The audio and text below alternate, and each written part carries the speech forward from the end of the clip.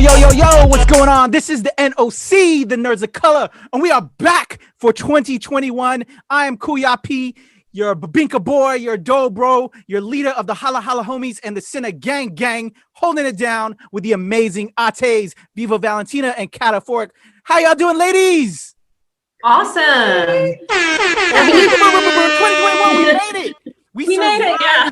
2020, the dumpster fire that it was, although we are still in quarantine. I don't ever want to get out of quarantine. Really? I'm okay. We've dealt with it now. We know how it is. We're accustomed to it.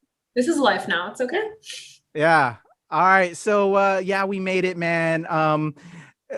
What do you think of our debut? We've only been doing this a couple months, man. How has this show been for you? It was, like I told y'all, how it all kind of came together for me, something I've wanted to do for a long time. And you guys kind of helped push me over to making it happen. So I'm so thankful for y'all that. And, everything happens at the right time. And which we'll also explain with this first guest for 2021, because he was supposed to be our first guest, but that's a whole nother story. Because, for me personally, I'm a perfectionist. It wasn't right yet. So we kind of pushed it along until we made it happen. But y'all, so we're here. What do you all think of our first, year thus far? Doing awesome. It's ingrained. It's part of my routine. It's part of my life. Like seeing you guys is like part of my week. It doesn't feel like my week is complete if we don't do at least one of these. I'm gonna miss you when you go to Japan. I'm gonna miss you guys too. I'm gonna miss you so much, girl. I'm so thankful. I know I've been a little bit of a pushy guy in a way, so my apologies in regards to that, because I kind of, I'm a producer. We're making this happen. Yes, we're driven and we're more focused than ever. Mm-hmm. So you guys are amazing. So really, from the bottom of my heart, I can't thank you enough for this journey. And like I said, we wanted to get closer to our culture, and we've been getting it there, episode after episode. And, and I think the last 3 episodes, we've kind of just cried with the last episode, all of us crying, because it's like really affecting us, and it's been the therapy. And that's kind of how it kind of got birth, as we've been living in this quarantine, not doing anything for myself. I wasn't doing anything, not doing interviews like I normally do. And this is how I wanted to get back into it, by getting closer with my culture. And it's been so therapeutic. And with you guys there along the way have been so supportive. I love y'all so much, man. This has been amazing. And I feel so Filipino. Yeah, my Filipino XP is going up. Like my I leveled up. I definitely leveled up. I love it. I feel comfortable claiming, no, I'm Filipino American. Before, I always believed that I had to I had to signify no, I'm only mestiza, I'm only mixed. So it's definitely been a lot of personal growth, and I love just the wisdom and just the advice that we've gotten along the way from every guest that we've had. And I think it's really just helped me personally claim the space and claim myself, and I love it. It feels real good. Yeah. You too, Kat, feeling more connected to the culture? I definitely am away from. Yeah, I'm really hoping, because you, I think out of all of us, we're really kind of separate. I'm the lowest level for sure. You guys have been dragging me along on missions and helping me grind for XP. So I appreciate all that. I feel like I'm getting there. Maybe I can awesome. Be part of the party now. Yeah. I remember our very first planning meeting when Kat came over. It was after Patrick had hit us up and was like, ShoPowSho, this is it. We're doing this for the culture. Yeah, that's a good Patrick. Yeah. Kat came over and I made you corned beef. That was my first time having the corned beef. Yes. I was like, well, come over. We'll talk about it, and we'll put some notes together for Patrick. And I'm cooking, so come over. And it was corned beef, and I think it was literally the next time you came over, it was potato omelet. Yeah. So we're it was like that. That was the kickoff. So one meal at a time. One meal at a time. Awesome. So beautiful. Again, thank you. So As we had discussed as we were leading up to our first episode, and now into regards to this guest that we finally have on, who I wanted to have as our first guest because when I got out of the military in 2000, there was a film called The Debut, which starred Dante Basco, and the center of the story is about a character by the name of Ben, who wants to be an artist, but his parents, like a lot of our Filipino parents, it was the Filipino American story, and in every way. And he wants to become an artist, but his family wants him to get into the medical field, to become a doctor. And it's about the debut of his sister, who's the debut, when we have the debutante ball when you turn a specific age. But then it was his character and his Filipino American experience and the battles with his family and then his friends and just the culture. So it really connected with me because at that time when it came out in 2000, I just got out of the military and it was my story. When I went into the military, I really didn't want to go into the military. I don't know if y'all knew this aspect of me yet. You knew I was in the military, but I had scholarships for my writing and my music. I wanted to be a comic book artist. I wanted to be a writer, filmmaker guy, but I wanted to go to school for my arts. And I had scholarships in South Carolina to Charleston Southern University and a couple of other different schools. But I was afraid. I was scared because, even though I had scholarships, I'm like, I still have to pay for this. I have to pay for that. And coming from a military family, I think a year before that, even though my dad retired, they filed for bankruptcy. They made my parents were the Joneses. They're buying new cars every year. They to me, I felt like you knew what to do, but they, thankfully, we weren't like, in poverty, but they just, they after they filed for bankruptcy, they figured everything out. And, we were still a minimum middle income family or whatever. I forgot, but yeah. And so that just made me fear, even though I had scholarships, the money of how I can afford to go to school and everything. And I ended up, my two best friends, they were going the military route. And I was like, and my parents for the longest time too, as well. I want to say I've seen this amongst Filipino parents in the military. They kind of just push you into the military because there's just that stability. You don't have to worry about food, housing, all that. They just kind of, they push you into that without, that's not my dream. And so it's either go to school to become a lawyer or a doctor or join the military. Those were like what my mother told me, and I didn't want to do that. And I wanted to go to the arts, but, at the time I said, fuck it. My two best friends were doing it. I'm gonna do it. And so I went into the military. It wasn't my dream. So that is why when I got out in 2000, here was this film called The Debut. I watched it, and that character, Ben, Dante's character of Ben, spoke to me in every way because I was him, with the exception of, in regards to him kind of being whitewashed, I was actually the opposite. I really wanted to be Filipino. I had a ton of Filipino friends, but I felt like an outcast because I didn't speak Tagalog. My father wasn't in the organizations because with their households, both parents were in. My mom kind of attended some of those events, but she was kind of out because she was like, there was always bickering. There was kind of like the Joneses action amongst Filipino women at that time in our area of the Navy base housing and all that. So it was kind of mad difficult. And I just wanted to connect with my people and learn about our culture. And so that was, Debut spoke to me in every way. And it came out as I got out of the military and was part of the reason why I started getting into acting again. I was an actor in high school. My first film I was ever in was Ace Ventura, When Nature Calls. It was the very first film I was in. And I got back into acting, joined the union. And when I got into the DC area, and my story goes from there. We'll probably do another episode with me and the Ates talking about ourselves again and giving you all more of our history. So I'll leave it for that. But The Debut has such a special connection to me, and I'm so delighted to have Dante come on now to tell us his story. So we'll throw it to that here, and hopefully we'll be back. Well, we'll definitely be back, but me and the Ates will tell our stories so you can know a little bit more about that. So super excited. Here you go, Dante Basco. All right, y'all, here we go. First guest of 2021, the amazing, the leader of the Lost Boys, the Prince of the Fire Nation, Mr. Dante Basco. What's up, Kuya? How you guys doing? Happy to be here. It's exciting. I'm excited to talk to you guys about everything. Man, great to have you, bro. This is a true pleasure. I'm going to throw it to Viva Valentina, who starts us off as always. Let's do it. So of course, we like to start off each episode asking, where are you from? But like, where are you really from? And where are your parents from?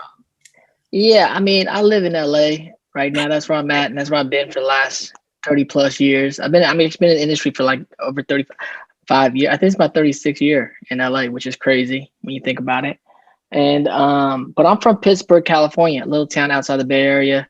A lot of Filipinos. My grandfather was the president of the Phil Am Association. My dad was like the vice president at one time. And so that's kind of like, I'm from the Bay. I'm a Cali kid, like North and South. And then in the Philippines, my dad's side's from Pangasinan and my mom's side's from Zambales.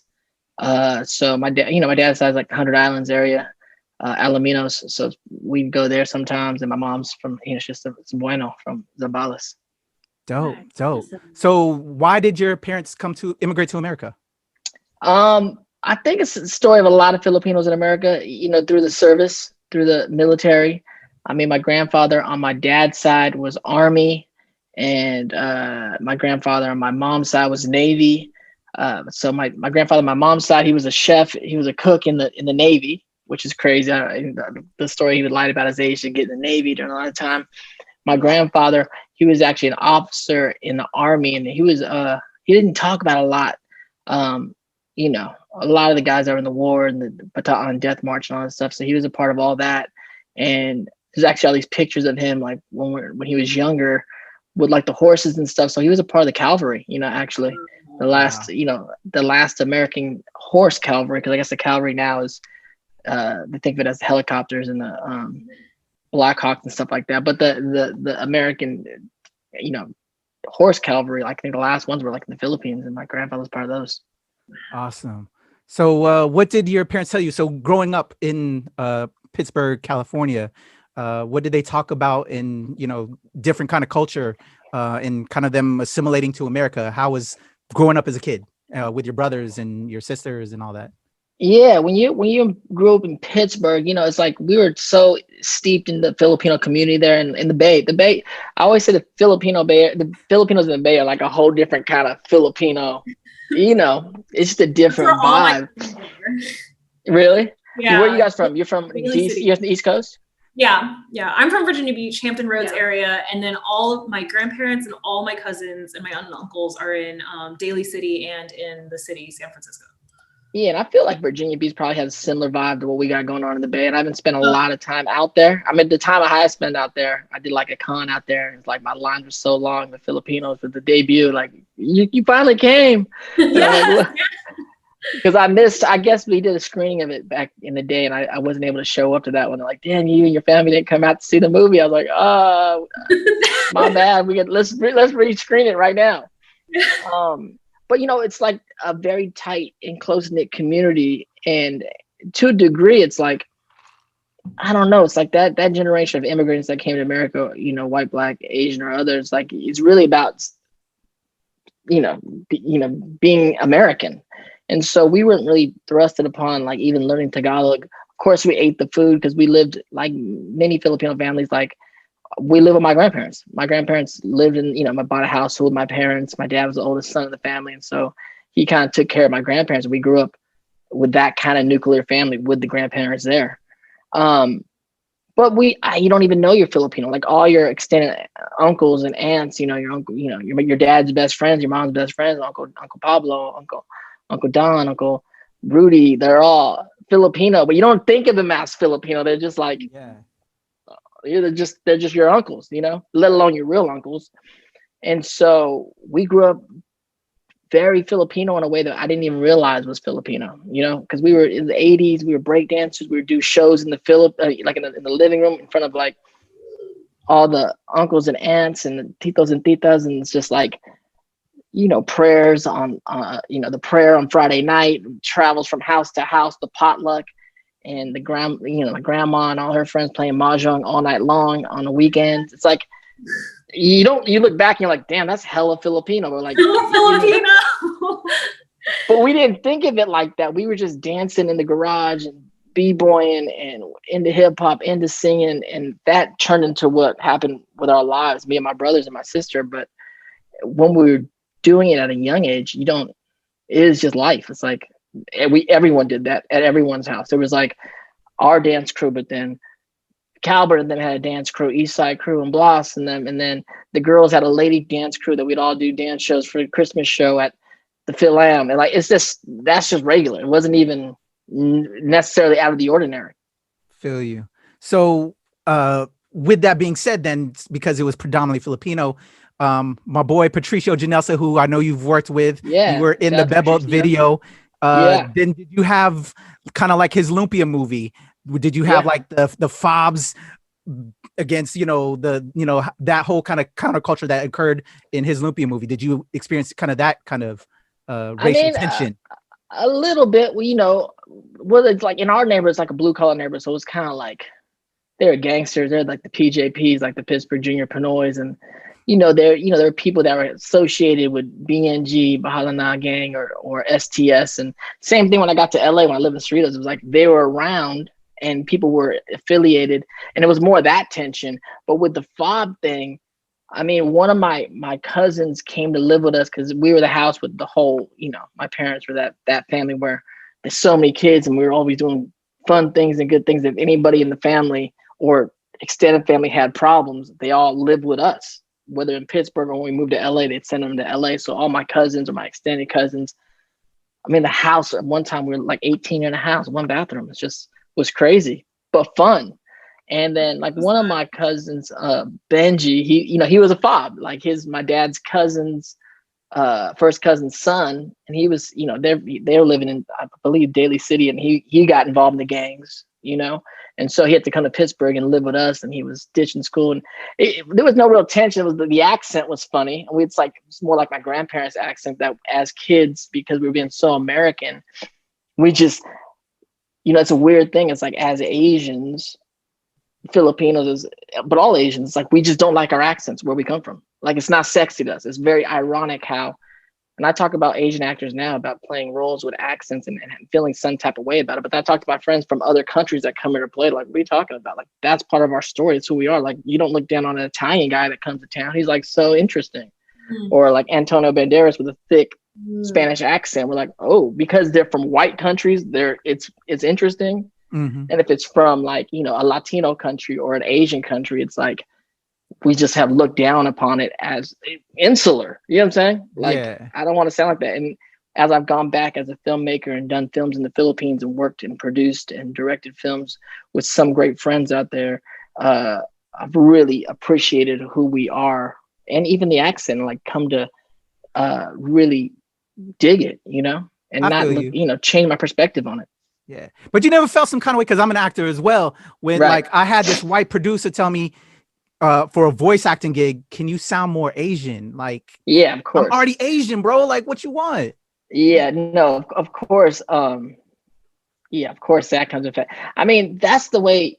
It's very interesting. It's like, and the pendulum swings. Right now the pendulum's swinging really far one way, because us as Asians in Hollywood are at the highest profile we've been in Hollywood since the beginning of Hollywood.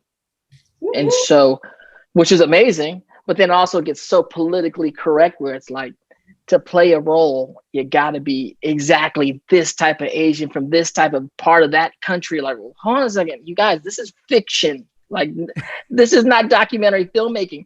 And I appreciate the care people are taking to an extent and having more consciousness about it. But at the same token, the flip side of that is like, if I had to wait for a Filipino role, I wouldn't have a career. You know what I'm saying? Yeah.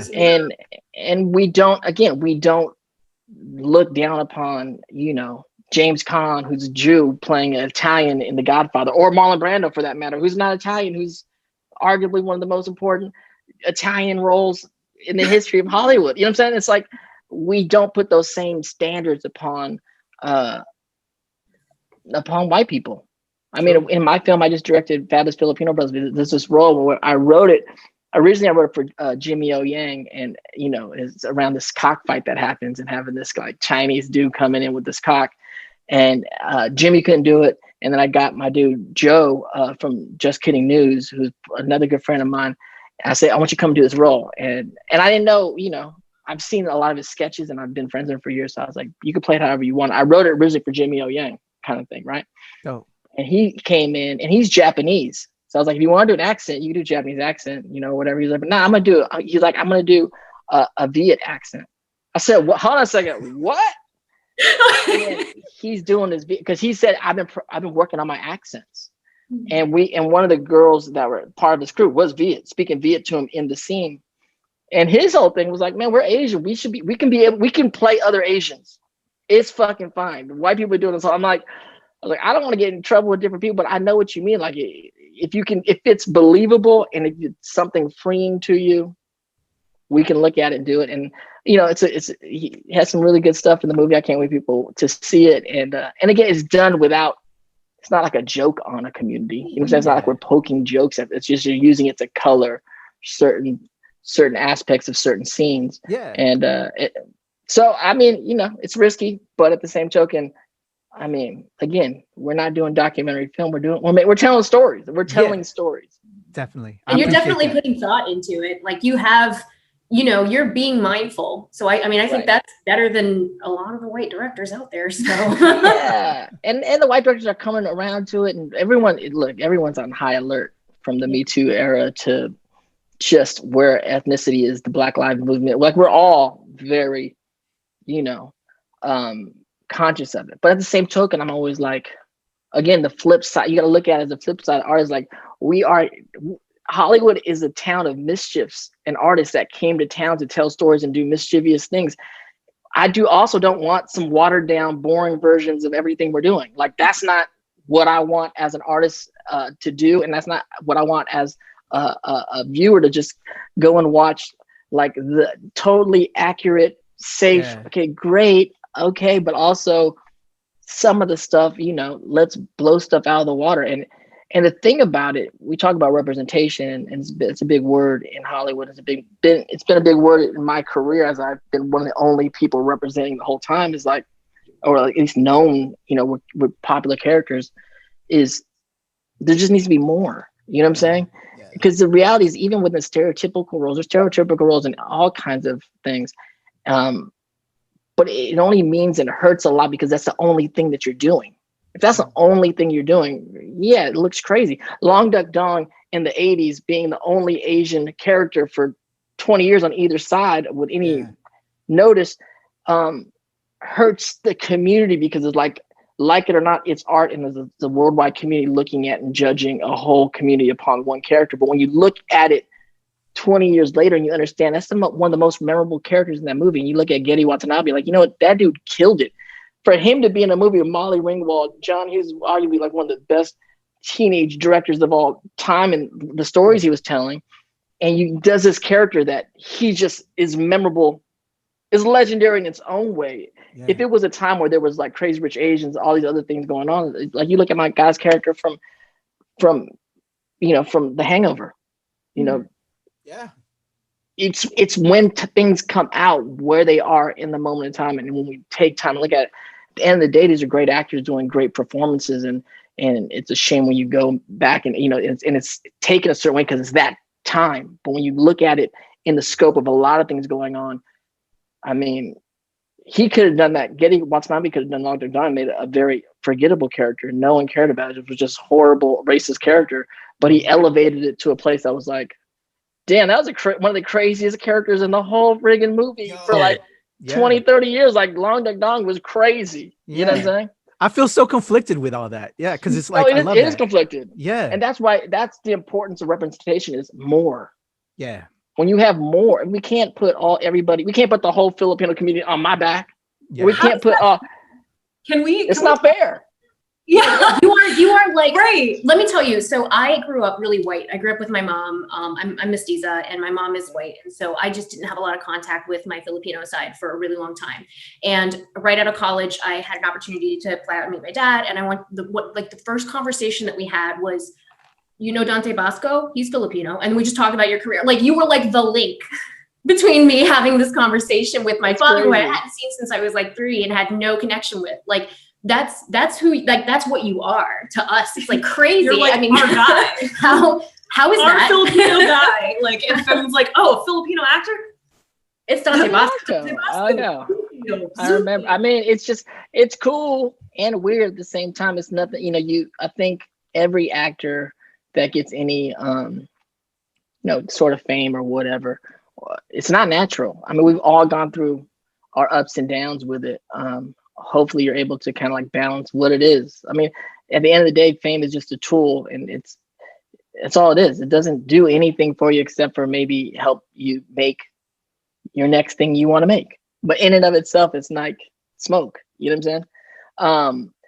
But I've come to really, over the years, now in my 40s, like really appreciate my career and what I've done and for the community, and being able to have done stuff to inspire, you know, Filipinos or Asian Americans or anyone really to like go, if this kid did it, I can come to do it in Hollywood, because this is a hard gig. This is the reality. You know, I talk to a lot of schools, and I talk to universities, and I talk at drama schools, and it's, you know, it's a profession that a lot of people like can totally look down upon. You know, there's a lot of people, I don't want an actor in my family, I don't want a musician in my family, because and it's not because your family and your friends don't love you. It's they do love you. They don't want you to be hurt, and they don't want you to go through a life of pain and you know, a lot of you know, no's and a lot of just failures, you know, to a degree, and not on your own being, on disappointment, right? Yeah. And the fact about it, that they do love you, but the reality is, it's almost like, you know, medical school or something like that, where the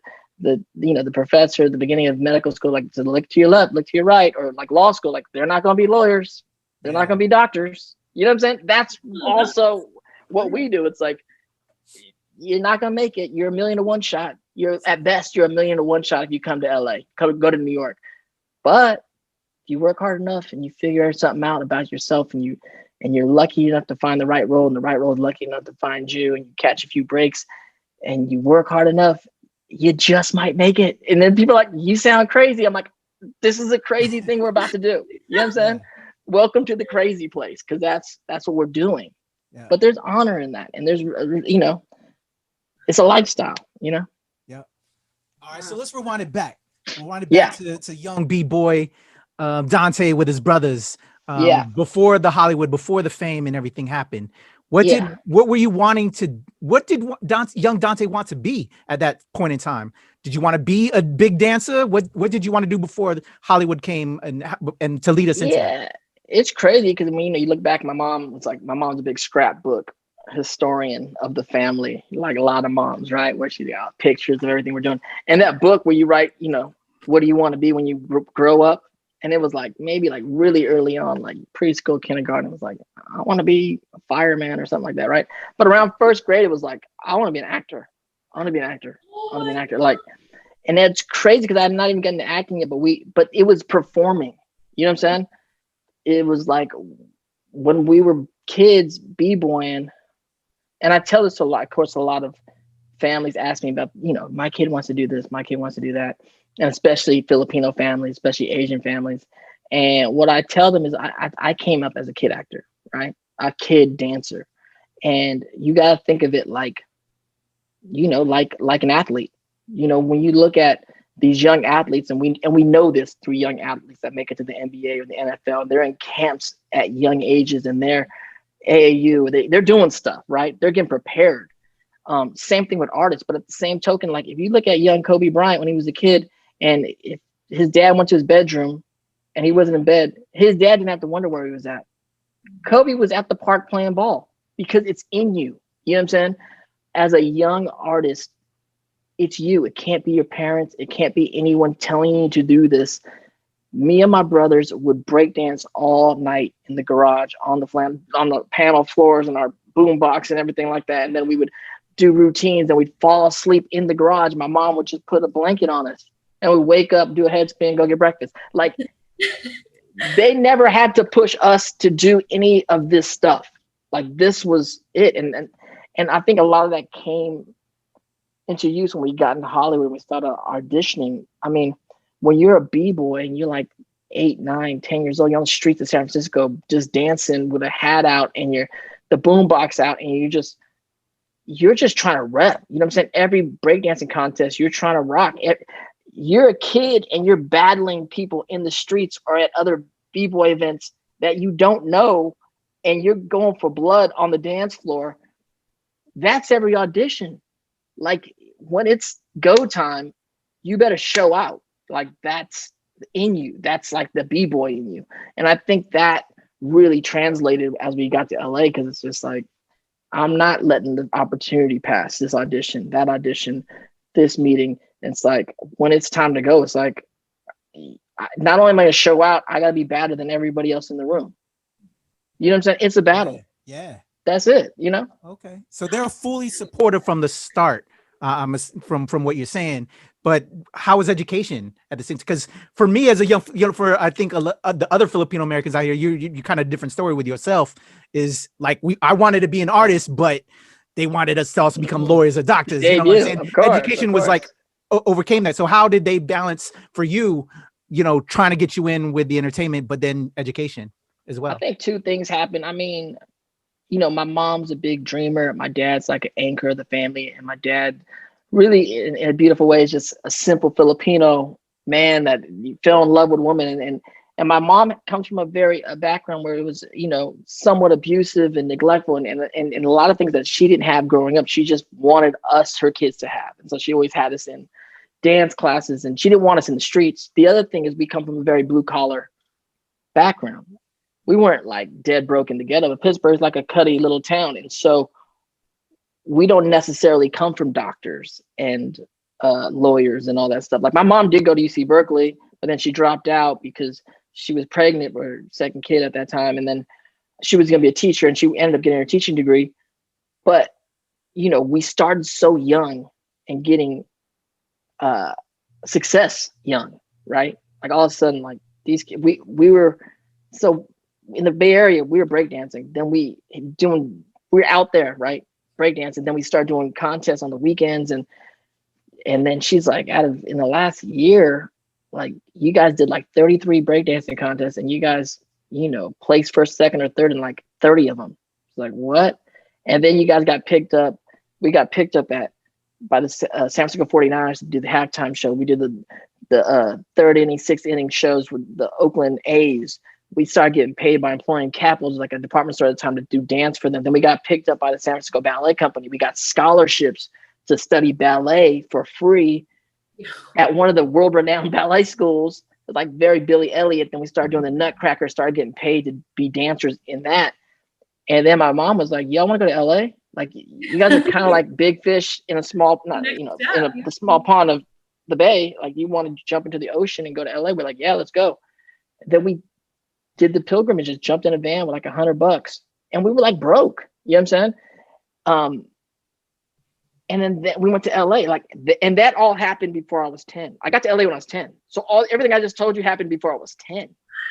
And so we were having a certain degree of success as kids, right? And then when you're from the neighborhood, and a lot of people don't realize this or think about this, especially because we're Asian, they're like, I go, listen, when you're and when we moved to LA, we ended up in a town called Paramount, which is right next to Compton, right? And so it's like Compton, but it's just more Mexican than black. Compton's more black than Mexican, but it's a hood, but a neighborhood. I'm not saying we were like dead, but we weren't rich. We were like, I don't know what you want to call that, lower middle class or upper lower class. I don't know where we were at. We were broke. We were 18 in a house, one bathroom. That's what we were doing. Yeah. Well, to make it out of the hood, right? There's a degree of people that go through the college and do the thing, and there's a degree of kids that I went to school with that did that. But just as viable as that, and people know it if you're black, is sports and entertainment. Mm-hmm. That's what it was. And for us, it was entertainment. Yeah. So it's like, people go, oh, Yeah, if we were black, and you'd be like, oh, you guys made it out the hood through entertainment. It's exactly what you do. And that's exactly what we did. You know what I'm saying? Word. Was there any feelings of pressure amongst y'all, and any that during that whole time of trying to make that happen? I mean, Did you ever get like disenfranchised? Like, man, I don't want to practice today. I just want to relax, mom, or just chill. yeah, you have fights sometimes because, we did come down with a goal. I mean, but there's fight, there's that New Edition song, Boys to Men, where it's like, we gave up our teenage years in the efforts to pursue our career. And that was what we did. You know what I'm saying? And that song really hit. I mean, we're big and New Edition fans for sure. Yeah. But I mean, there's days I missed.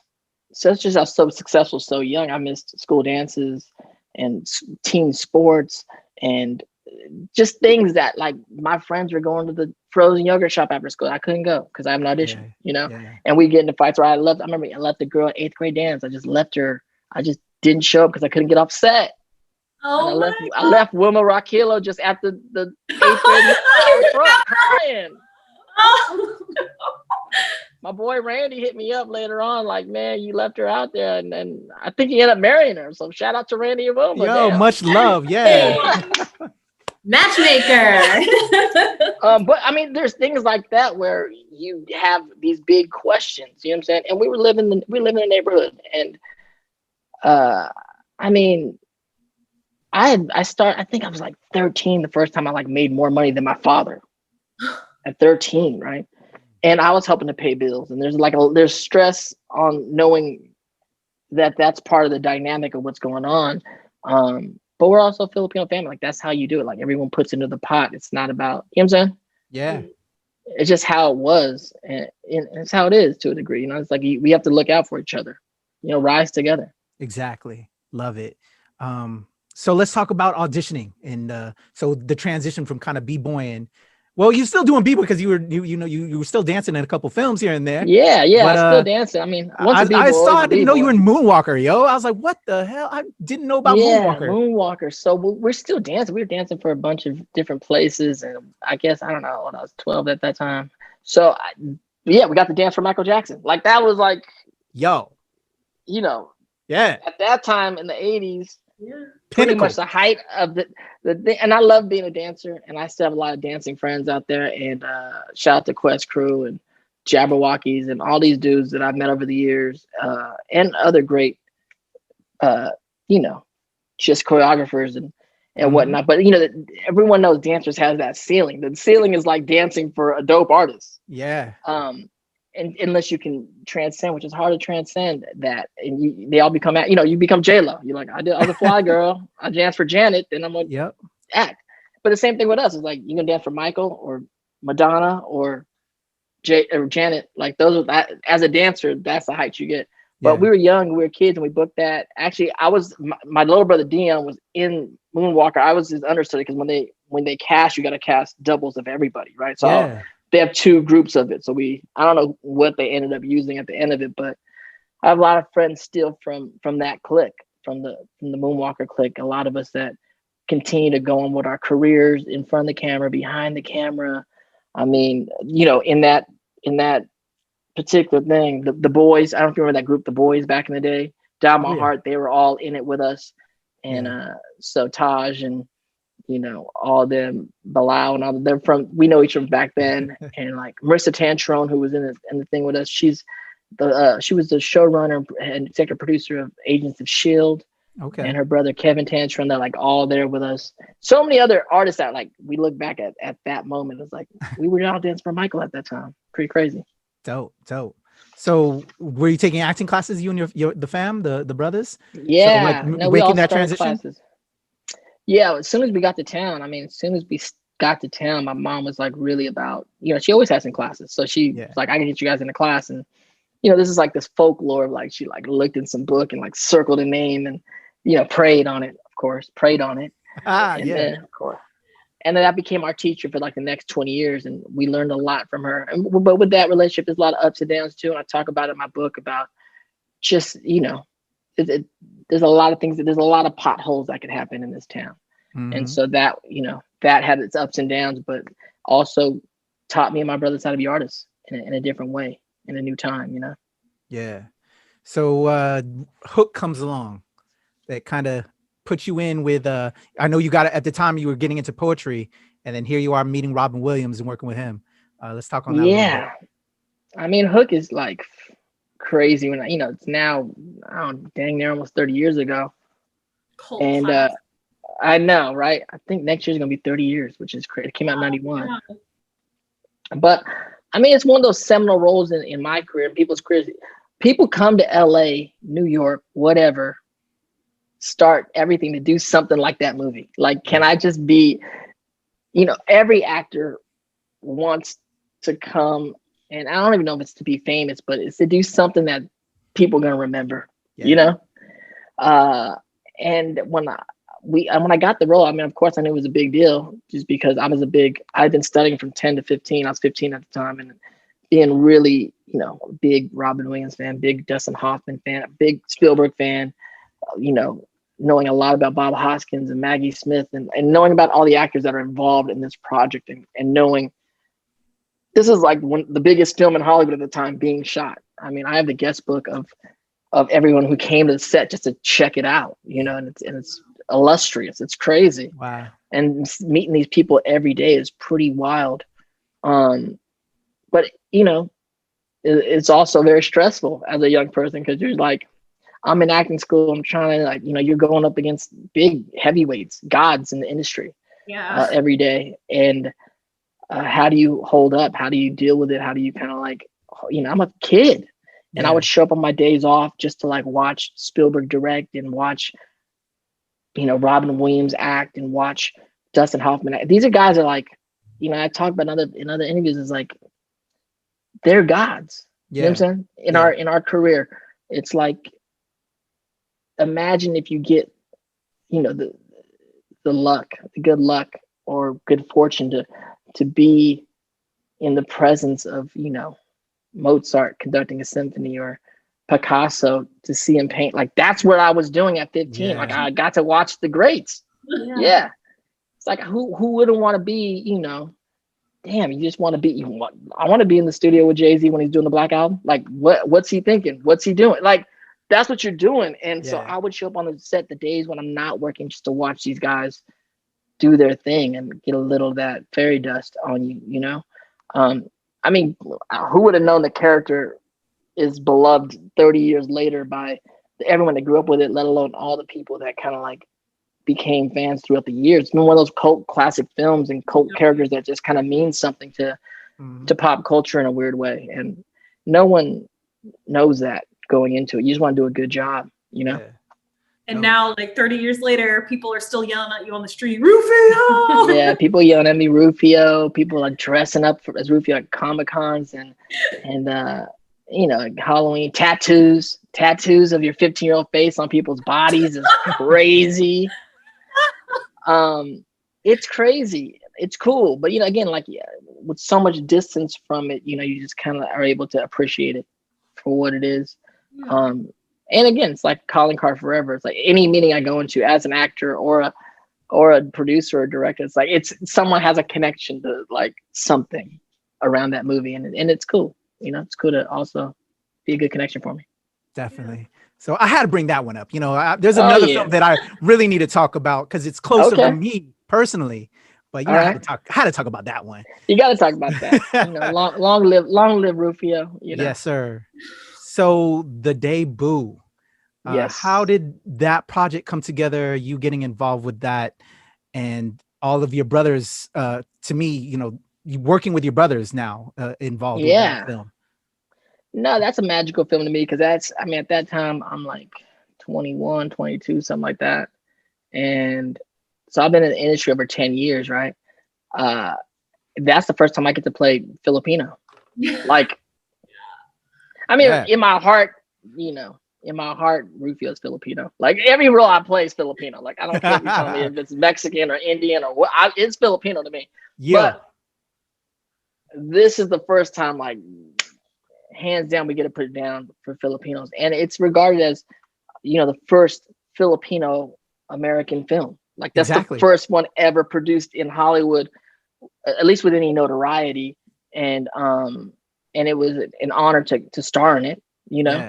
And when we were doing it, we put it together. Gene Kahine, shout out to Gene Kahine, who wrote it with John Castro, and Gene directed it and put it together. And then there was a lot of, who's gonna play it, because especially at that time, Gene, I think, originally wanted me to play Augusto, which my brother Darian ended up playing because I had such a street edge to all the things I did. And he's like, That "You're would be so Augusto." interesting. Yeah. Been very interesting. But then, other minds prevailed and was just like, but he's Dante Basco. So like, if he's Augusto, who's gonna be Dante Basco? And then so I ended up committing to do Ben Mercado, which I was real excited about, which was out of my box because like he's like the whitewashed Asian, and I've never really been the whitewashed Asian. You know what I'm saying? Yeah. So then they were like, who's gonna play Augusto? And then it's like my brothers were all auditioning for the other parts, and people were very concerned about their brothers and this and that. But it was like, at the end of the day, like I said, we've all been acting and studying for over 10 years and working in the industry, and like those dudes are dangerous. Those dudes, like, there wasn't a lot of Filipino actors that could mess with them. You know what I'm saying? Your brothers are bad, man. I love them. Oh, he's bad. Plus, we're from the neighborhood. Like, you know what I'm saying? There's things that happen. It's crazy because it's like, even I remember now, I've become friends with like Tim Delgado, and Tim, who's one of the biggest Asian YouTubers right now. One of them, him and Ryan Higan. But he's like the hood, Asian dude. He's actually from the same neighborhood I grew up in, Paramount, which I didn't know till we became friends. Oh, and he's like Dante Basco 2.0. You know what I'm saying? Like, and crazier, wilder things. And for a lot of generation, they were like, yo, you put it down. Like, you were the other type of Asian in the world. There was like the Asians that we all kind of knew, whether they be nerdy or these straight laced cats, and which are great. But then the hip hop Asian, they're like, you were the prototype for the hip hop Asian. You know what I'm saying? For the cool Asian. That's one of the crazy compliments I always get, especially from Asians of like my generation. And they're like, growing up, you were the first cool Asian I ever saw on film and television. And then whether they're hip hop or not, they're just like, you were the only one that wasn't on some like, I'm the smartest kid in school, I'm a nerd or whatever, or I'm just like some regular guy. Like, you were doing something else.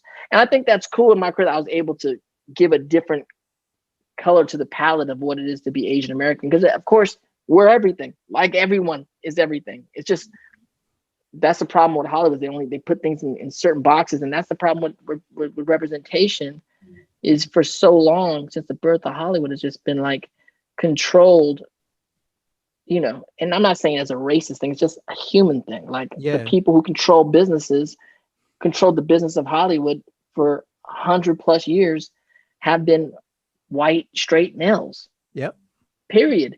And it's like, they didn't actively do what they did. They were just doing it from their perspective. You know what I'm saying? Mm-hmm. And that's what was getting greenlit. That was what getting made. Guess what?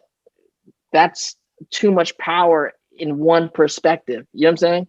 And so now the conversation of art is like, if I do a movie, here's my well-rounded perspective. It's something you haven't seen. And consequently, I might have a white guy in there from my perspective that you may not like. You know what I'm saying? Mm-hmm. But the conversation goes back and forth. For too many years, there's no conversation. There's just one point of view controlling all the conversation. And then the representation is really having different points of view do their art and having open conversation through art. There's no right or wrong. It's not even racist. It's just regular. That's human. Like, not everyone is politically correct all the time. And we don't want to see those movies anyway, all the time. You know what I'm saying? Exactly. Yeah. Maybe in grade school to learn, like, be a cool person. But then after that, let's go. But so with the debut, I mean, these dudes were like dope actors. And I was part of the casting process about who could play what, who can play this and that. And then the big lesson for me in the debut, outside of working with my brothers, I love working with them, and we finally get to work together again in my new movie that we just finished, Fabulous Filipino Brothers. It's gonna be exciting, I think, to see us all grown up doing it. Yeah. But the magic of working with these Filipino actors from the Philippines, because again, we grew up real American, and so we didn't even grow up like watching the Filipino channel and all that kind of stuff, because it just wasn't. We were doing pop culture stuff in America. We were doing hip hop. You know what I'm saying? Yeah. But then when I met with Eddie Garcia and Tirso Cruz III and Gina Alhar and all the people that were playing our elders in the movie, who are movie stars, bona fide movie stars in the Philippines, I got to respect who they were and what they were. And what happens is, and it taught me again about representation, because the problem, this thing, every young actor wants to, like, I want to be this, I want to be that, I want to be the star of this, the star of that. You're like, yeah, but this is the deal. You need time. You need time to learn things. You need time to become a movie star, to become a filmmaker. You need to make a lot of films. Yeah, you got to put in work, earn those stripes. You got to put in work. And when you work with Eddie Garcia, Tirso Cruz, Gina, like, they're taking moments like white movie stars, because they spent tens of thousands of hours in. Tirso was a star since he was a kid and to an adult. Eddie Garcia is like the Clint Eastwood of the Philippines. So when they're acting, they take the screen and take the moments like movie stars, because they are movie stars. You know what I'm saying? Because they have the experience of movie, because they've been on sets for tens of hours, of thousands of hours, and they've starred in movies, and they've walked out and fans have like yelled and screamed over them, because that's who they are.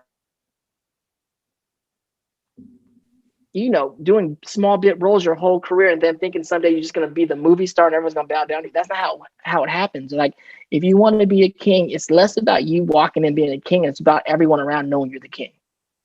It's a different, so us as filmmakers today, I always tell the next generation, it's on us to build the soil for the first Asian Will Smith, right? I always have this conversation at schools and at young Asian American groups that go, one of y'all usually coming to me afterwards, especially like early 2000s or whatnot, like, I want to be the first Asian Will Smith. And I'm like, that's dope. That's what you should want to be. That's what I want to be. That's what we all want to be. But I'm like, do you know who Will Smith is? He goes, what do you mean? He's Will Smith. I mean, like, Will Smith. I'm like, yeah, Will Smith. But do you understand Will Smith at 17, DJ Jazzy Jeff and the Fresh Prince, Will Smith had some of the biggest album in the country. Bona fide just don't understand. Parents just don't understand. Not only that, he ends up winning the first Grammy for hip hop in the histories of the Grammys, right? He's a bona fide star. So much so that Quincy Jones, who's a godfather within just entertainment, and NBC, who happened to be the number one network at the time, come at him on the show called The Fresh Prince of Bel-Air, right? Where he gets a star in his own television show for 8 years, right? And he does that for 8 years.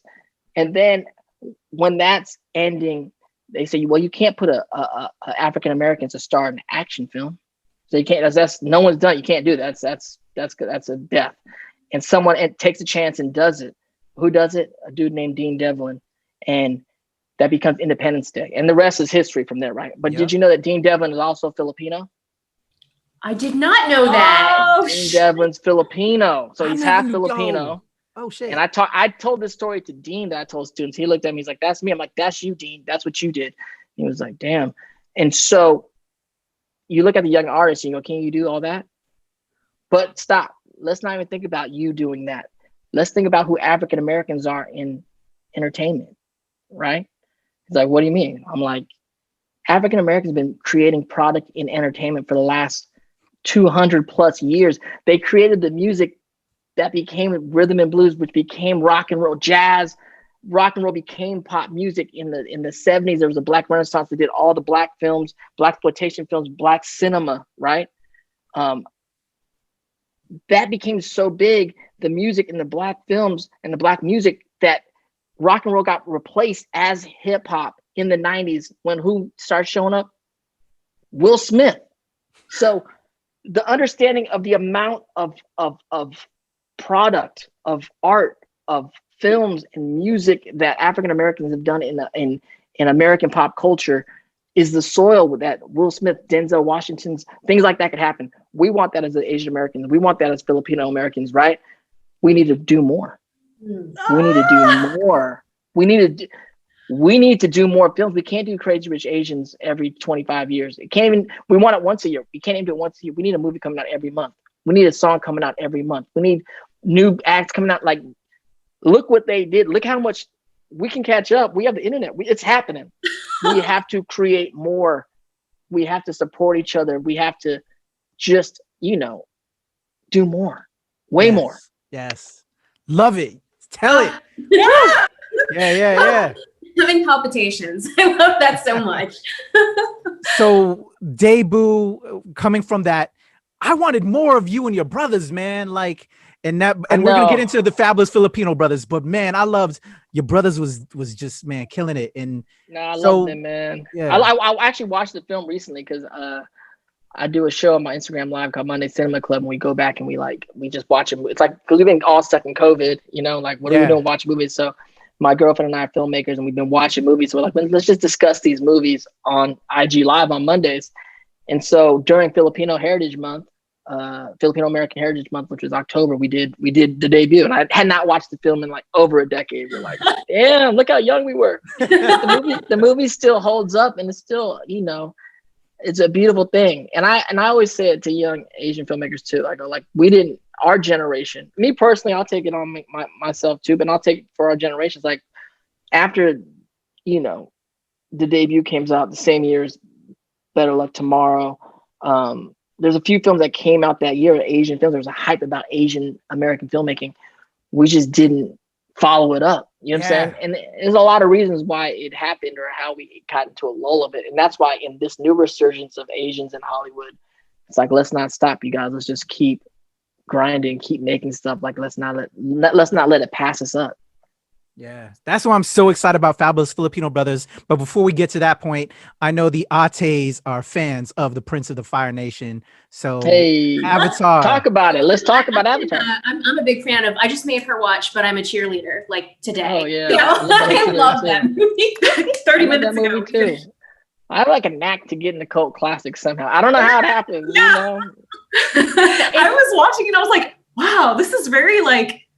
The colors in it are beautiful, and this is such a great story, and it's so like I feel it's like campy and it's fun. Yeah, it's campy and it's fun. And it kind of ties back into that, like, it's representation, but a lot of people will say like, oh, well, it's not very PC or it's not very, but that's not like, that wasn't the point, you know? It wasn't really the point. And I somehow my career, I've been like a voice to help, underrepresented communities like Filipinos and the LGBTQ community, and being an ally. And I'm very proud to be a part of that movie. And when fans hit me up, like, that movie was really big on helping me come out to my parents and stuff. I have a lot of pride in that. So I'm happy I was able to represent in that film. And that was, again, that was that particular film was crazy because that role, Dolph, was really written for like a 6-foot white dude. Blonde. His name was Dolph.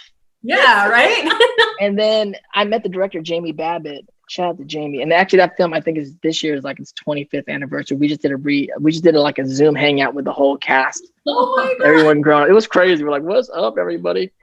And Natasha Leone and Clea Duvall and Melanie Lipinski. Like, we were all young. This is like when we were like all young Hollywood, like cool kids. Doug Spain, Joe Michael. God, it was good to see everybody. And she offered me the role, and she's like, I want you to come do this movie. And it's like, and it's gay, and she knows I'm not gay, but she's like, but I'm like, it's a tall guy, he was supposed to be the quarterback of the football team.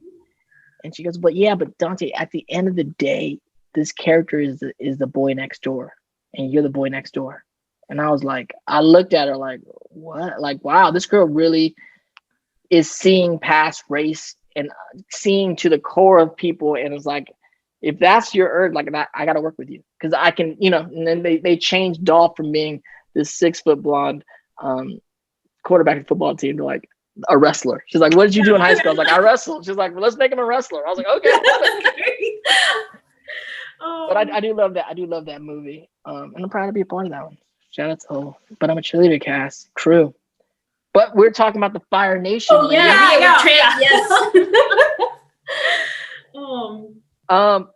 Well, Avatar's another thing, man. Like, your career just teaches you lessons. We all out here doing our thing and on our grind and our hustle. We all have our plans and our plans, and you should have a plan. You do what you're doing, work hard, but also don't be so narrow-minded that you can't kind of see when other doors open up and have the wherewithal to kind of walk through them. Because sometimes things open up. You can walk through doors, and there's other plans for you that are even wilder or better than your plan, you know? And for me, that was Avatar. Like, I didn't get into this game in Hollywood. I came as a B-boy, then as an actor, and never, the idea of voice acting was not anything I ever pursued, you know? Yeah. And those doors started opening up and definitely impacted my life and my career for years to come, and continues to you know, offer a really good place in Hollywood for me. But then you stumble upon Avatar: Last Airbender, a project, right? And people always go, well, do you like, it's, you know, voice acting or acting or directing, or what do you like, what drives you? And I'm like, you know, when it comes down to it, all artists in this town just want to be part of a great story. Like, that's what it is. Like, you want to be some part of a great story, and Avatar is a great story. Like, none of us knew it, but it's like this thing where you're like, it's such a great story. Zuko's a great character and a great story. I didn't write it. I got the luck, the fortunateness to do it. And even while we were doing it, I signed on thinking I'd just be some bad, you know, it's Nickelodeon. Like, I'm like, well, the bad guy in a Nickelodeon character. This doesn't even make sense. I was reading the script like, this ain't even Nickelodeon. This is some old anime inspired. What is it in Nickelodeon? Nickelodeon has not done anything like Avatar before or since Avatar, besides Korra, which is in the Avatar universe. They weren't doing any other anime kind of stuff, you know? But Mike and Brian, the creators, they really hit it on the head, and they really, really did it's just a beautiful thing from start to finish. It's very wild. It's like, how did I end up in a project that's like this airtight and this beautiful, against all odds, on Nickelodeon of all places, you know? And then again, stumbling upon a character that becomes iconic or transcendent, like Rufio. Like, another time I actually, my day job was teaching. Like, I was an English teacher in public schools for like 9 years. And one of the things that we always teach is like tropes and like character archetypes. And Zuko was like the character archetype for like redemption and the redemption arc. Zuko's redemption arc. Throw that slide up, and every kid in the class goes, "Oh!" Like, it just clicks. Like, it just, it was that just, it was understandable, and it was relatable, and there's so many times that I cried. Like, it just, it's such a heavy show for like a after school show. You know, was it weird seeing it animated like after you'd done the voices? Like, yeah, to a degree. I mean, you know, I just did it. You know, when you're acting it, the experience is really performing it, really. And so the actors that played him, like Mae Whitman and Jack DeSena, like, we were together all the time. Mako, who originally played Uncle Iroh, who played my uncle several times in my career. That's his last project, and he's a legendary Asian American actor. And he played my uncle, my father, several times. So to be with him and that relationship we had really worked for the characters. And then Greg Baldwin, who came in and was able to fill his shoes, was amazing. So my first feeling of Avatar is those people, you know what I'm saying? And us doing the story together in like in the studio, and being in love and falling for like the story just on the page. Like, yo, like, did you see what happened this week? Like, what's going on? You know, like, I'm like everyone. I just thought I was a bad guy. But when we found out how he got scarred, and then Mark Hamill, like working with Mark Hamill playing Ozai was crazy. And then you start working with all these people, and we're just doing these scenes. And my first experience is that, the cast, and just this cool story about what's going on with us in the room. I ended up not really watching. I never watched the whole series from start to finish. You know, I watched episodes here or there at a party, like at a screening party, or like it would come on, or like, oh yeah, it's the show. And it was like not my memory of it. But actually on my Twitch, we've been raising money for charity, and me and a lot of my Twitch channel is called Honor Society. And so I've been having a lot of the cast come on, and we've been watching the whole season, like the whole show. We're actually this Saturday, we're doing the finale of book 3. And a bunch of people are coming through, and we just kind of like watch it and tell stories and you know, laugh and like have drinks. You know, there's like drinking games sometimes, because I'm always like, what's going on? They're like, didn't you do this? I'm like, it was a long time ago I did this. But then falling in love with the animation. I'm having like Giancarlo Volpe, who's one of the animation directors, is with us a lot on the show, and he'll come on, especially for his episodes, and talk about the art and talk about how they did this and the behind the scenes stuff. It's such a cool way to watch the show for me too, being in it, to hear, to tell my behind the scenes stories, but also to hear everyone else's behind the scenes stories and how Avatar has impacted their lives since, and then engaging with a lot of fans watching. And we've actually, for COVID relief, and we've raised like over 30 grand, which is amazing. Yeah, beautiful. Can we, I know Kat's like dying to ask, can we talk about your favorite ship? Oh yeah. Who you guys shipping? Who you shipping? Well, I ship Zutara. I told her you were a Zutara shipper. She didn't believe me, so. I ship Zutara. Yeah. I have actually on my merch store, Rufio Zuko, we do like all these fun stuff, like merch and stuff like that. So I do, we actually have a Zutara shirt, which is really dope. It's like, it goes from, it's in the lettering of Avatar, like the Last Airbender, that lettering, but then it's Zutara. It goes from red to blue. I love it. Which a lot of Zutarians love it. Yeah. Everybody else, there's a lot of other people are like, what? Where's the Mako shirt? Where's the Katang shirt? I'm like, hey, I ship Zutara. That's what I got. Yeah. I love that. Not in my store. Yes. No, but I love shipping. I love that. I love the world of fanfic. As you come into like Avatar and other animation stuff I've done, but especially Avatar, you get into this world of fanfics and shipping and anime, and where people care so much about the IP. Is beautiful because it just kind of like takes the things that you've done and lets them run with their imagination for it. And I've seen the most amazing, I've read some crazy fanfic. I've seen crazy fanfic pictures. Crazy people get really, really amped over shipping. Sometimes I gotta get on like chat bars like, yo, let people ship what they want. It's all, guys, it's all just stories. It's all good. Like, ship what you want. It's all good.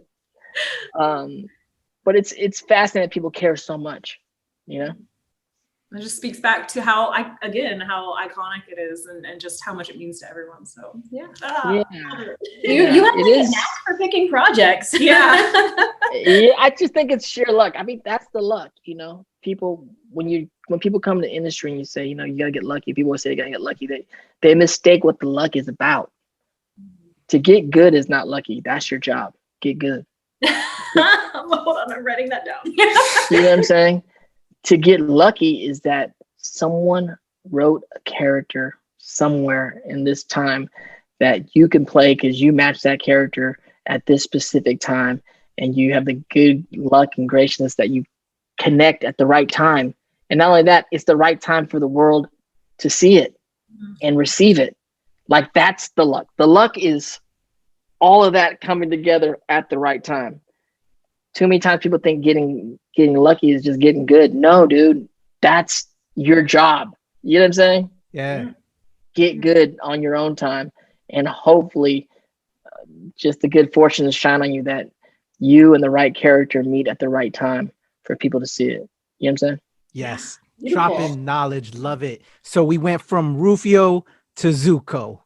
Yes. So now let's talk about from Rufio to Zuko, the book you dropped recently, and then lead into the fabulous Filipino brothers, because I got to know how that came, so going down the line. So what? Yeah.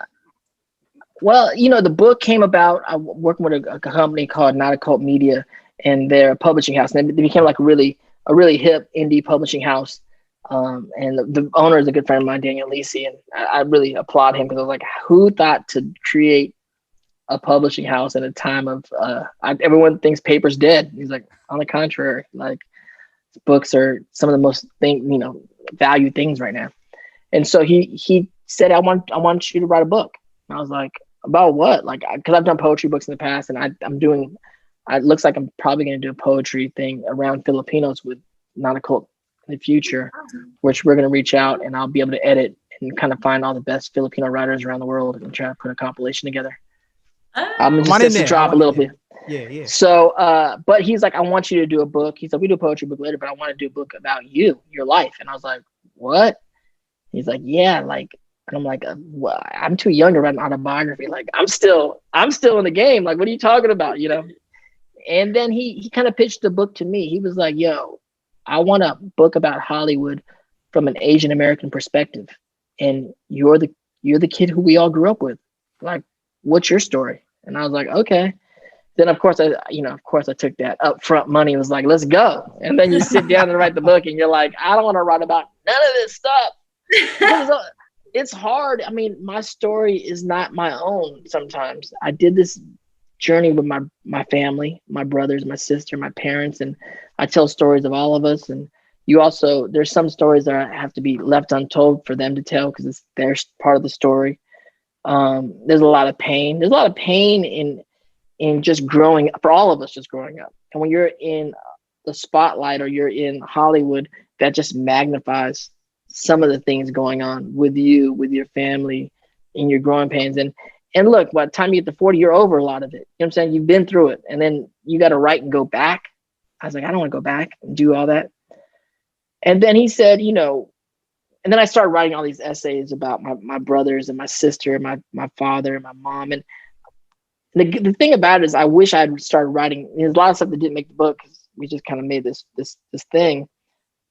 I wish I wrote an essay about my dad when I was 20, and then wrote an essay about him when I was 30. Because it's like, our parents are starting to get older. They start to look like your Lolos and Lolas. It's like, but they don't. That's not who you actually are. I mean, that's who you are right now. But I need to talk about all this other who you've been. And I go, I wish I would have wrote this essay about him. What I thought about him when I was 20, or like when I was 30. Now I'm 40. You know what I'm saying? Yeah. So it was like a really beautiful cathartic thing to kind of write a lot of stuff, whether it's things I made in the book or not. But then I was lost again because I'm like, I'm just writing aimlessly. I'm flying around the country, just sitting in bookshops, just writing essays. I'm like, what am I doing? And then the editor came to me again. It's like, well, he kind of hooked me in and was like, well, what do you want to tell the next generation of people coming to town? And that's really what kind of hooked me in, where I just started talking to anyone out there, y'all, the next person coming to town, specifically if you're Filipino, specifically if you're Asian American, but if you're anything, look, come to town. This has been my adventure, parts of my adventure. Like, come have your adventure. You're going to make mistakes. Don't make these mistakes. Try not to make these mistakes. You know what I'm saying? Yeah. And just, there's a real, when I write, especially these essays, were just kind of like stream of consciousness of me just kind of like talking to somebody and telling them about moments in my life. So I think it's a fun read. It's a quick read. There'll be more. It's inspired me to do more things coming up, but the heavier stuff will come once I'm retired and I'm worried about no one coming after me about this or that. Because there are things where actors that, unwritten rules about telling tales out of school and stuff, Yo, well, I can't wait to read it, bro. Because for me, man, you and your brothers were like the Filipino Jacksons, bro. The Bascos were the Filipino Jacksons. And to me, you were our Michael. I had a lyric. Something like the Jacksons, but with Filipino, like Michael and Marlon and Jermaine and Tito. Yeah. Yo. So do you have any poetry tips for new poets? Yeah, I mean, I'm actually a part of a new compilation right now called Speakeasy, and you can check it out. It's only on sale. It's this whole thing we did with 23 of the top poets in the country, including, NQ put it together, including Rudy Francisco and Yasico Salgado, and myself, Sheehan Van Cleef, Lemon Anderson, and some out of the country too. Really beautiful, with a lot of beautiful artwork from a lot of the top visual artists from Instagram. So that's matching a lot of people's visuals with us, and it's pretty cool. But it's like this whole thing where like everyone, NQ mastermind, this whole thing, like let's all get together with all of our pool and let's all promote for each other, and everyone's promoting for you and you're promoting for everybody else. And we're just putting out this dope compilation. It's called Speakeasy. So you can check that out. Yeah. Dope. I love it. So the reason why about the from Rufio to Zuko, why for me is so important, like the debut, and you'll probably hear when you finally see this episode, because debut is so connected with me. But I'm happy that you put out from Rufio to Zuko to tell your story, because like I said, you were the Jacksons, and I was talking with Patricio the other day. about like films and screenplays to, again, now that we are in this zone, our Asian films are getting made. What kind of projects that we'd love to see happen? And I would love to eventually see your story. I think it needs to be told in a screenplay, bro. You probably ain't ready for it to happen yet, but like, I want to see, I want to cast a young Dante. Like you are the reason, like that film needs to be told, bro.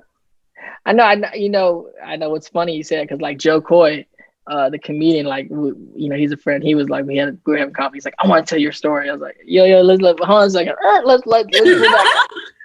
I mean, ultimately, I think that will get done. But I'm like, yo, we're still in the midst of making it. You know what I'm saying? To a degree. But we have some ideas. I have some ideas, and I pitched some ideas to him, and I've had some other guys I've been talking to about how to play it. You know, which, you know, we're always developing some things, but I am flattered by it. I'm like, yeah, Joko was like, we gotta do your story. I'm like, it's too early. It's too early. You know, like when they did Tupac's story, they did Biggie's story. It's too early. It's like, dude, it's too early. Like those movies were alright, but it's like, you know, it's like you could watch the VH1 Behind the Music and it was better than those movies. You know what I'm saying? Because it's like, that's like Tupac, that's like Biggie.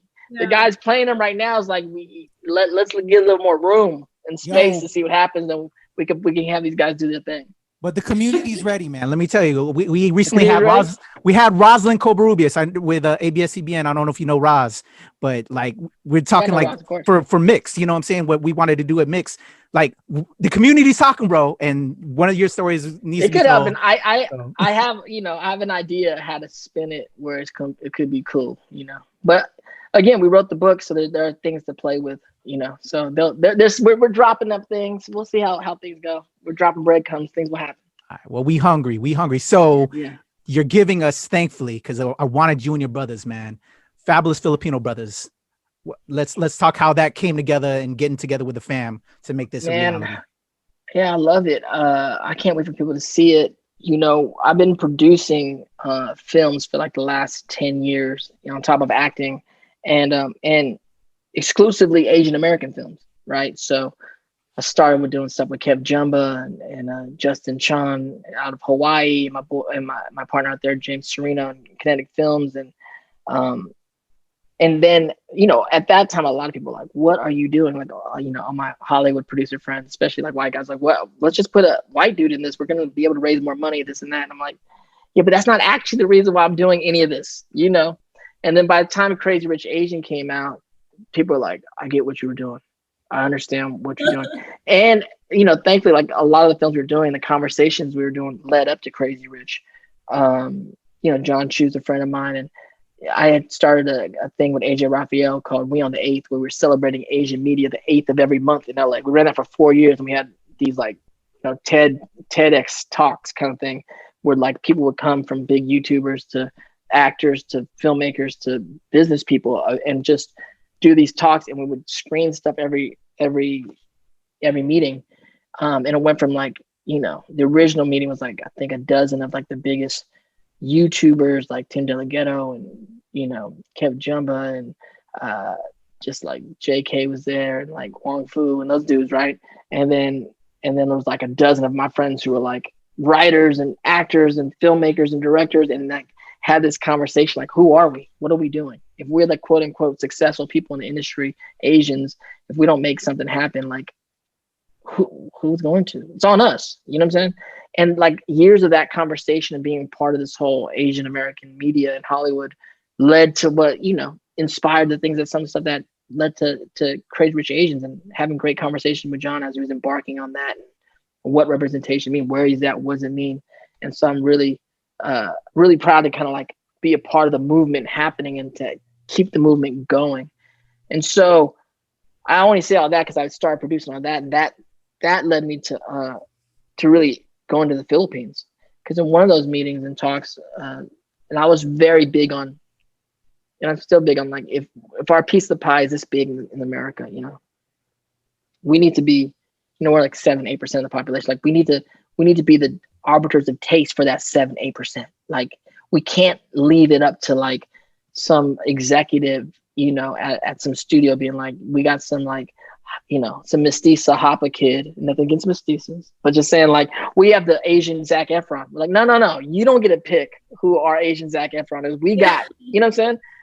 And so I was big on that. I'm still big on that. But then someone in the room was like, Dante, you're so American. I'm like, well, what are you saying? He's like, Americans are so obsessed with their piece of pie in America. I go, well, okay. They're like, you gotta look at the world. We are the pie.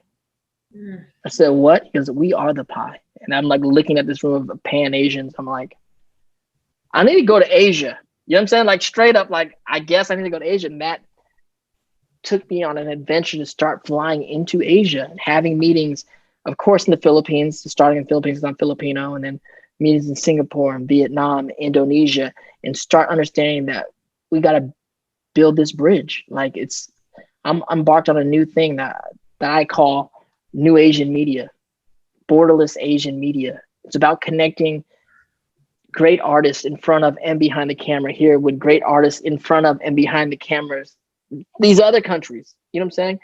Have us tap into our fan bases there, have them come to America and infiltrate the American systems going on, build bridges. That's what we're doing right now. And starting small, indie film, but as things rise, like budgets come up, these things come up. And so I produced a few films out of the Philippines, taking some of their stars, mixing them with us. And this same thing happened with this film. It finally got to a point where my production company, my producing partner, Ron Erickson, we're at a company called The Machine. And it's like, you want to direct one? Like, what do you want to do?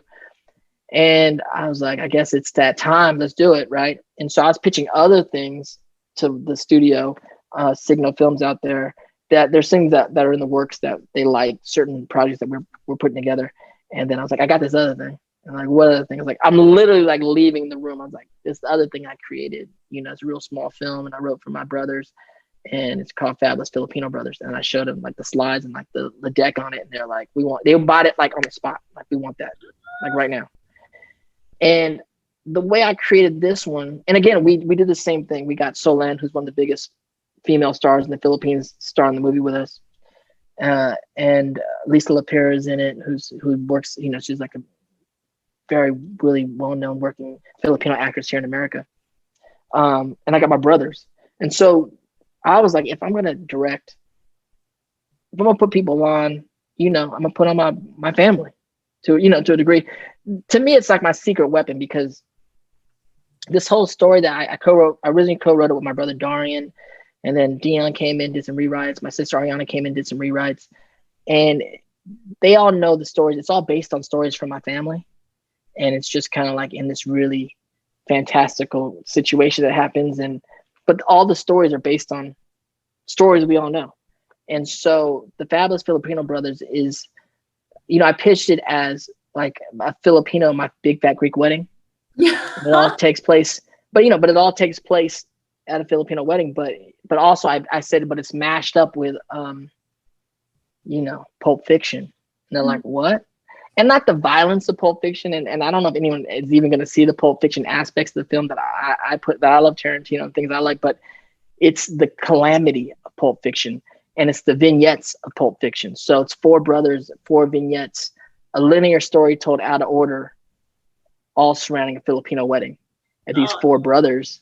Yeah, and we shot it in my hometown of Pittsburgh, California, and in Manila. So it's an international film. We shot 1 vignette in the Philippines.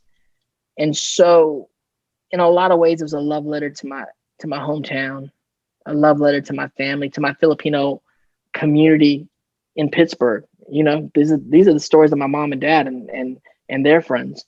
And so it's a funny, kind of crazy film. When people watch it, I know a lot of people would see the Basco brothers together and see this Filipino thing, and they're gonna want the debut too. And no lie, it has some debut feels just because it's Filipino family. Like, that's what it is.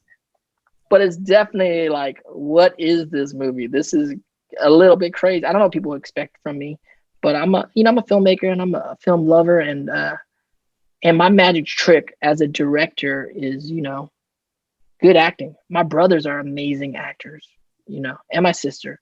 And so whatever we couldn't afford in fireworks and, you know, whatever we could in stunts and all that kind of stuff, the wows in the movie, right? Or even my own, you know, shortcomings as a first-time director is way more than filled in with the performances of my brothers. they're so great. And of course, together we're great because we just always been a b-boy crew. We're family, and we studied together, we worked together, and so that goes without saying. But then, for me, I've been very fortunate in my career, and I'm very thankful for that. And now I get a chance to direct. You see, my brothers, they're amazing actors and have had great careers in their own right, all individually. They haven't had the fortunate to get the fame that I did with Rufio and Zuko and these things. And so I've gotten a lot more opportunities than they to play certain roles, right? So for me, I was like, they're the star of their own vignette. They're all the stars of their own vignette. And I know we know each other so well, and we pretty much set each other up, writing wise and story wise, to do things on screen that they're amazing at, that this town has not really let them do. You know what I'm saying? That's the thing about being an actor in this town, and not just an ethnic actor, any actor, journeyman actors.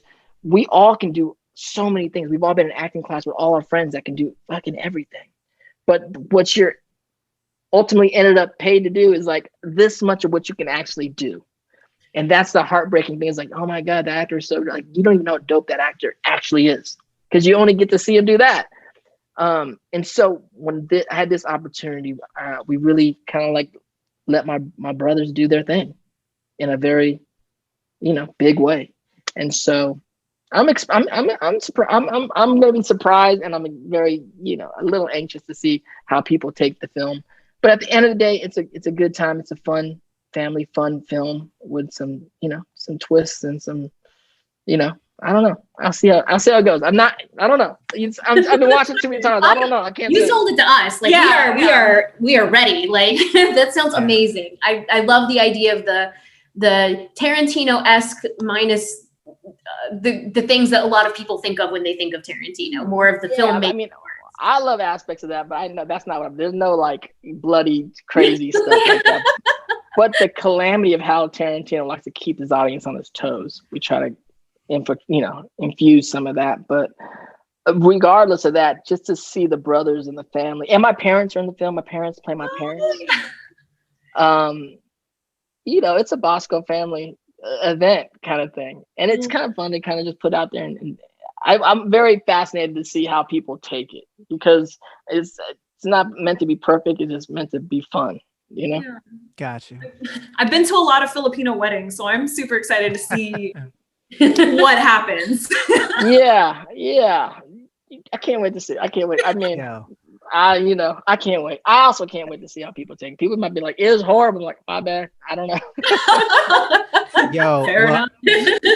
I am a super fan of you, man, and your brothers, and I actually have already, because of this lead up to Fabulous Baker Filipino Brothers coming out next year, man, I've already started reaching out to your brother, and actually I think I friended Darian on Facebook and all that, because I want to reach out to everybody. And so I actually would hope to have, come the release, when you start doing press for it, to have y'all on again to talk about it, and then in the future. But yeah, man, can't wait for it. I would love that. I can't wait. It would be dope to have y'all on and speak on it. So, everyone. Yeah, I can't wait to speak on it, how everyone's feeling about it, and then I can't wait to talk about it maybe afterwards and be like, hell yeah. What y'all think? The community is ready. We are ready for you, bro.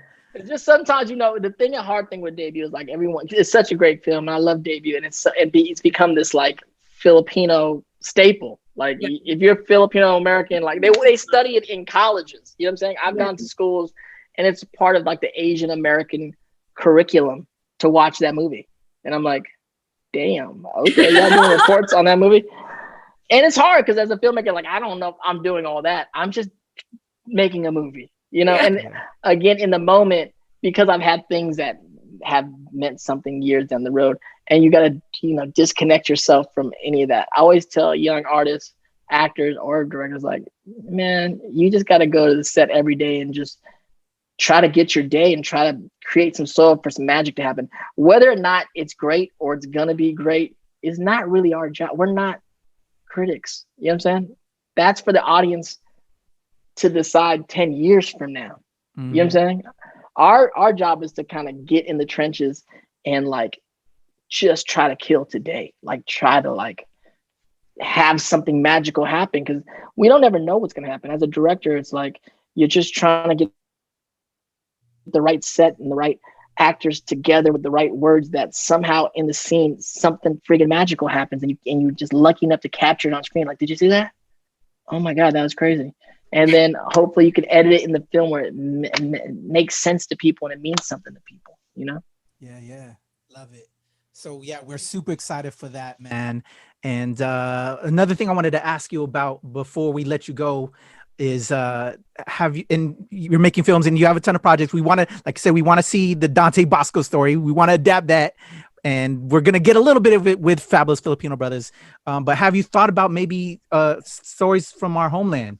I'm going to scratch this off because we've talked about it on this podcast for the Ates. As a filmmaker myself, I want to tell the Battle of Mactan story. I want to tell the story of Datu Lapu Lapu, because to me, he's our Black Panther in a way. Are there any stories from our homeland that have you thought about or maybe want to interpret in the future? Yeah, no, we got some things that we're involved in, you know. I mean, I'm involved in a series coming out on Netflix called Trece, which is about. I'm so excited. We're gonna have budget. We're having budgets on here soon too. Oh, cool. So I'm involved. I play one of the characters. I voice one of the characters on that show, and there's another project that we have that involves some Aswang stuff. And as I'm there's more story. You know, there's so many stories that you're there that you're like, how come no one's told this story? You know, there's always an Imelda story lingering somewhere that people want to talk about. Even a Marco story. Like, we all know about things, but it's like, what's the story? You know what I'm saying? Like, where's the story? I mean, there are, those are like the big what ifs. Like, you want to do a Filipino Narcos? Tell the Marcos, Aquino story, Narcos style, like crazy. You know what I'm saying? Little fantastic thing on, but it's just very, rich with everything like a show like that can involve. Money, politics, murder, things. Again, but then you never know what you get in trouble with. That's all. Yeah. Appreciate that, man. All right. Well, I think we're just about wrapping up. Oh, before we do that, we actually had a guest on yesterday, Kenneth Tan from the Kenneth and Lola collection, and he was making a joke and said, "Oh, thanks for having me because Dante Basco couldn't make it." And we said, "Funny enough, We're talking tomorrow." So would you do us a solid and say hi, Kenneth, so we can tell him that you said hello? Hey, Kenneth, what's up? This is Dante Basco. Just wanted to say hello. And, I'm here. That the fact that you can't be on this week, I'm here. So I love that. Thank you. He has an amazing story, by the way, which is from filmmaker to filmmaker that I also want to interpret. He was going to school, and then his mother was needing help with his Lola. So he left school to take care of his Lola. And, as we do as a community. Yeah. And to kind of keep her going, they started getting into art, into painting. And so he would finish up her paintings, and then she passed. And so he started still to continue finishing up the paintings. And so he was covered by a bunch of different outlets, and it's called the Lola and Kenneth Collection. Shout out to Kenneth Tan. But it's such an amazing story. That's amazing. That sounds crazy. That sounds like a story. That sounds like a movie in and of itself. Right? Exactly. Wow. So many stories, so little time. But the last thing that we really do, or we try to bring up to all of our guests, is our nerd check, since we are with the nerd color. So you have to, let's pretend you have to give your own TEDx talk on a nerdy topic of your choice. What do you talk about? What are you passionate about? Damn, I think in light of today's times, there was I talk about Rogue One. Yes. That's a good one. The movie Rogue One and Star Wars, the whole thing about we're living in these crazy times. And when I watched Rogue One, was the beginning, things started to happen. That's crazy. And I go, this is very ironic that George Lucas, or whatever the powers that may be, created this whole generation of Star Wars fans, right? And at this time, he does Rogue One, which brings us right back to the beginning of all Star Wars, which really puts us into the mindset of it's time. Are we rebels or are we going to be with the Empire? Like, that's where we are. It's time. Like, we've taught you all this to understand that it's now time not to pretend to be a rebel, but the rebellion has to rise because we're getting into dangerous times. You know what I'm saying? That's Rogue One. It's like, what? Like, yeah, we're back at the beginning because it's time for us to go. Yes, love this. Woo! I'm like Star Wars. Yeah. Star Wars, there you go. Yo, Dante, man, this has been an immense pleasure. We would love to have you back in along with your brothers to talk about the fabulous Filipino brothers. But thank you for giving us your time and blessing us with your knowledge and blessing us with your body of work, man. Truly inspiring. Again, thank you. Salamat po, bro. Thank Salamat you po. for carrying Maraming us salamat. on your back Yeah. for so many years. Thank you. Thank you, guys. All right, there you go. Dante Basco, the leader of the Lost Boys, Prince of the Fire Nation. Woo! Woo! Amazing. That's our guy, right? Yeah. He had us on his back. He held it down. The whole Came through. time. That's so cool. I've been looking forward to this interview because it's like, again, that's our guy. That's like the Filipino guy that everyone knows is in these iconic roles and people know that he's Filipino. So it was great talking to him. I know we've all met him before at like conventions and in passing and working and things like that. But like to have us sit down and talk to him was really cool. And to ask him that question, like, so what was that like carrying this team on your back? And what did he say? He was like, it's not fair. Like it was him for so long that he was the Filipino representation in Hollywood, in mainstream Hollywood. So like for him to say those things about representation and then about the Filipino perspective and getting out there and getting in the industry and just doing things was like, It was dope. Got the background insight a little bit. Oh, I mean, he's a household name. Like, and even before he was necessarily like as incredibly well known as he is now, like before Fire Lord Zuko and everything else, like he was Filipino household name. Like everybody knew Dante Basco. Like he was our guy. The person, yeah, it was like the connecting cord. And I loved what he said about how he had to basically like carve a space. Like he wasn't auditioning for roles that were Filipino roles because there weren't Filipino roles. He had to make his roles Filipino by virtue of who he is. And I think that's a really interesting perspective. And that's something that we don't, I guess, hasn't really come up as much as it should have when we talk about like the PC, like the downside of too specific of representation, that, you know, you can't necessarily say, well, we got to divide all these people by this arbitrary system when there's so little meat to be fighting over in the first place. Yes. Yo, I'm just inspired and motivated. Man, I'm so excited to see that movie. Yeah. Yes. Fabulous Filipino brothers. I'm going to include a lot of his links in the description. So make sure you go check that out. The merch we talked about, I know y'all want that sipping shirt. I want that Zuko shirt. I want it. So we'll have that in the links. Y'all go cop those and support our man. Because he's trying to deliver for our people and for the culture. Just blessed. That was such a good one, y'all. And what a way to kick off the new year 2021 with Mr. Dante Basco, man. Love it. Yeah. Thank you. Salamat, man. Came through. Let's let them know how they can hit us up and let us know who y'all want us to talk to this year, 2021. You know, we got some people already off the break that we've talked to, but we want to know who y'all want us to talk to. So let us know. Kat. Tag them. Just tag the street, call them out. Be like, yo, talk get on the ShoPowSho. Yeah. There we go. Yeah. So Kat, tell them how they can hit you up first. All right. I am Cataphoric. You can check me out on Instagram, Twitter, or on TikTok. I'm also in charge of the ShoPowSho TikTok, where you can also hit us up. And we also do have a Patreon if you want a little behind the scenes magic and want to help us out. Or if you just wanted to give us a tip for an excellent show, you can buy us a coffee. And I'm Viva Valentina. You can find me at viva.valentina on Instagram and TikTok. I restore stuffed animals. It's super cute. And you can find me on Twitter and chess.com at Viva Valentina XO. Yes, yes, yes. All of our links will be in the description below. So check us out, support us, follow us, let us know what's good.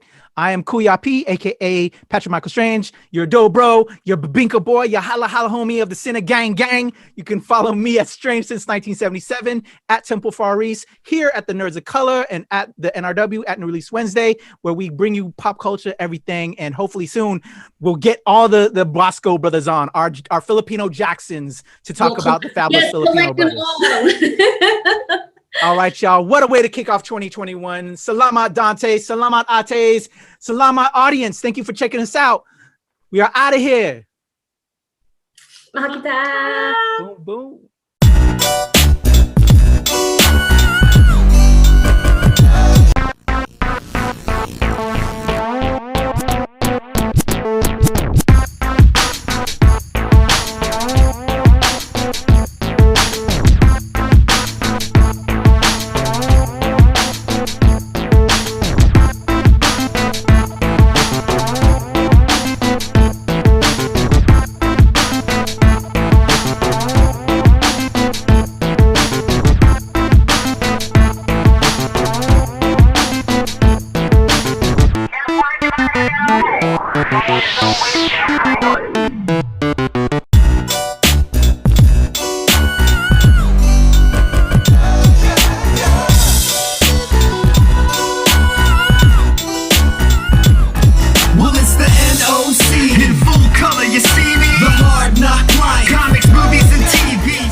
Yo, what's up? This is Dante Basco on the ShoPowSho, the Fire Prince Zuko of the Fire Nation, Rufio, the leader of the Lost Boys. I don't know. You might have seen Dan Mercado from the debut. If you're Filipino, you know what I'm talking about. Come hang out with us, talking about my career and my life, and just, you know, how I think about acting and filmmaking, and just hanging out with the clique here at the ShoPowSho. I hope I get some ShoPow. You know, can I get that pork ShoPow? What's up? Hi, I'm Dante Basco, and my Filipino ancestry is important to me because it's who I am. I mean, it's part of, you know, it's when you look back and you, I'm just an artist, and a lot of times you question who we are, where we come from, why do we do what we do, and a lot of it lies within being Filipino. My family, my brothers and sisters, my parents, my grandparents, and just for the last, I guess, 10 plus years, a lot of my life has been about finding out who I am and repping for the community.